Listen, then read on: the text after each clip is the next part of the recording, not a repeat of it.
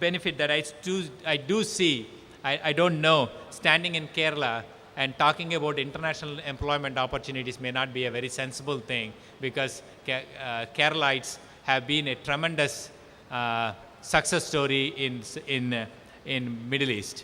But let me just explain it to you.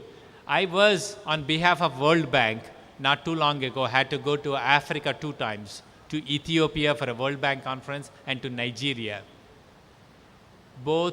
Many countries in Africa are adopting IFRS. Many countries in Africa are adopting IFRS carte blanche. They are taking the book of IFRS and adopting it as it is. But friends, I can tell you, they do not have any expertise. They're ready to pay top dollars. They don't need big four accounting firms to advise, but they need top dollars. I can tell you the number of times I get requests from Africa asking, can you please direct us to somebody who knows IFRS and come and give us seminars in Africa. English is widely spoken in Africa. It's not that you need to focus only on the French-speaking countries, but just in the English-speaking countries, the amount of money they're willing to pay for IFRS is unbelievable. And they're not looking for a big four accounting firm to come and sit and teach them on a daily basis, but they're looking for individuals to help them. And if somebody is interested, I'm more than happy to put it in a form through institute or somebody, a process so that we can help those countries to do IFRS. And I'll tell you, most of the African countries, and I do, a part of my liaison work, I do travel to Africa quite often, and I can tell you that employment, do not forego the employment opportunities in Africa. And the need is immediate, the need is urgent, and the need is vital. And they do not even have, many places do not even have qualified chartered accountants. They look upon to us, and it's up to you to grab that opportunity. The third point I want to talk about, and this is something extremely serious in my mind. If somebody asks me, what do you do for a living? And I say that what I do for a living is what is called reducing the cost of capital. If I, as an auditor, if I, as a standard setter, can help increase transparency in the financial statements, then the cost of capital for those countries can come down. Let me give you a small example. Many academic studies and research studies have shown that after adopting IFRS in Europe, I'm not talking about some third world country, in Europe, because of the increased transparency that IFRS demands, the cost of capital in many of these countries have come down by 0.5%, 50 basis points. And you might be thinking, what is 50 basis points in a reduction in a cost of capital? Let me give you a small example, not an exact comparison, but a comparison to prove that how difficult it is to reduce cost of capital by 50 basis points. The US federal government has done a study recently, and they have found out to reduce the interest rate by 50 basis points, US government has to spend $1,000 billion in the market. Thank you.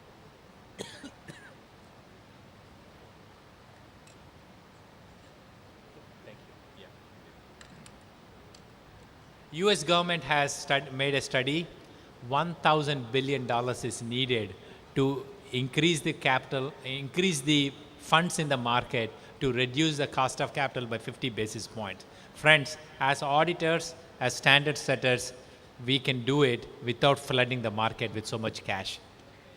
So there is a tremendous benefit of having IFRS and academic studies, and you can see it, you can Google it yourself. I'm not making up these numbers. You can Google it up yourself to see cost of capital reduction by many top universities like Harvard and UCLA, and many other institutions have done a study to see the cost of capital reduction. That's a huge, huge benefit. And a reduction in cost of capital has shown increased source of employment. So please consider the benefits of cost of capital. But the same study has also proven that unless you adopt IFRS, not converge, unless you adopt IFRS, the benefits are not fully there. So the point that needs to be made is that just because we say we are converged with IFRS is not going to be sufficient. The benefits are more only to those countries which have adopted. The reason is that many people are wondering in the United States and in Europe, what is India converging? What does it mean? Does it mean they are 90% converged, 99% converged, or 100% converged? There is no definition for convergence. Convergence can be anything between 0 to 99%. I can tell you a country which is very close to our country right now, geographically. They say they are adopted IFRS. And that country has adopted IFRS is not true because they have adopted only 12 standards. And adopting 12 standards is not adopting IFRS. Similarly, converging into IFRS is not adopting IFRS. There's a huge difference. And that's something we need to take notice of. But be that as it may. The last point I want to make in terms of benefits is the India's emergence as one of the global financial capitals. Sorry. Sometime back, there is a vision statement that India should be one of the leading global financial capitals by year 2020. It's a vision statement. Many countries are looking at India with envy. The reason behind many countries look at India with envy is that by definition, Indians, we are very savings-oriented people. We are very conservative by nature, and we are very savings-oriented people. World is looking at us to tap into our money.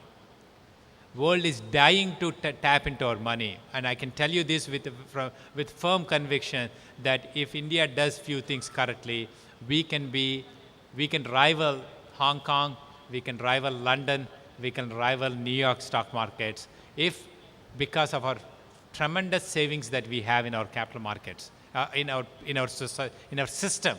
So people are looking to tap into their capital markets. I don't know how many of you know, but not too long ago, India started India Depository Receipts.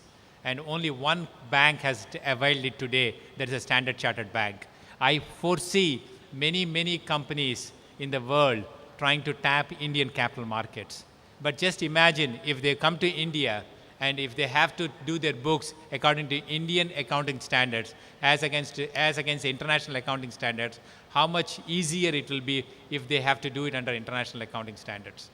India needs to think about that, in my mind, and the policymakers have to think about it to make India a global capital. And to make that happen, we need to think about how are we going to let the accounting standards adapt very closely with the IFRS.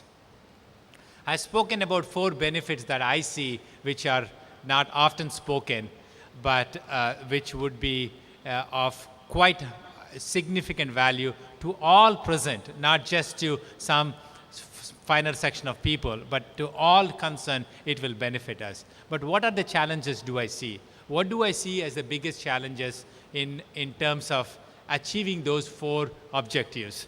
And I see one major issue which will be of issue that we need to think through carefully. I know that none of us standing in this room can decide the decision whether India should converge or adopt. The decision has already been made. It's okay. That decision has already been made. What we can do, all of us, what we can do is that we cannot change the decision, but what we can do is to keep the differences between the IFRS and Indian GAAP to the minimum. How do we do that? We do that, as Mohan pointed out about the foreign currency, for example. We should not do things that are local. We need to do things in a manner that will benefit the entire society. And when I say society, just not the Indian accounting society, but the global society. Friends, let me tell you from my international travels that whatever you think is the problem in India, whatever you think is an accounting problem in India, I can promise you there will be at least 10 other countries in the world which have the exact same problem. You might be questioning the volatility between the Indian rupee and the US dollar not too long ago.